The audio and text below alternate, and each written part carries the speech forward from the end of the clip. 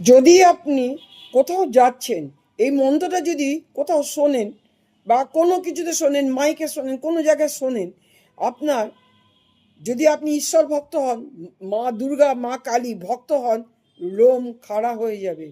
এবং এই মন্ত্রটা পাঠ করলে অনেক কিছু লাভ হয়। এই মন্ত্র অনেক কিছু আপনার মধ্যে যেই সুপ্ত বাসনা, কিন্তু আপনি কিছু করতে পারছেন না, কেন মনের মধ্যে কিছু কিন্তু আছে, সেটা আপনার পাওয়ারফুল হবে।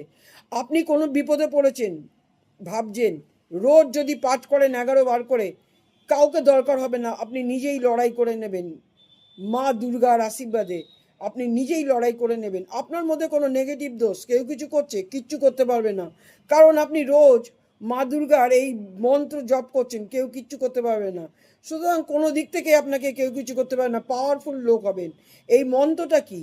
মন্ত্রটা হচ্ছে ওং জয়ন্তী মঙ্গলা কালী ভদ্রকালী কপালিনী দুর্গা সমা শিবা ধাত্রী সাহা সদা নমস্তুতে। এই মন্ত্র রোজ 11 বার করে পাঠ করবেন।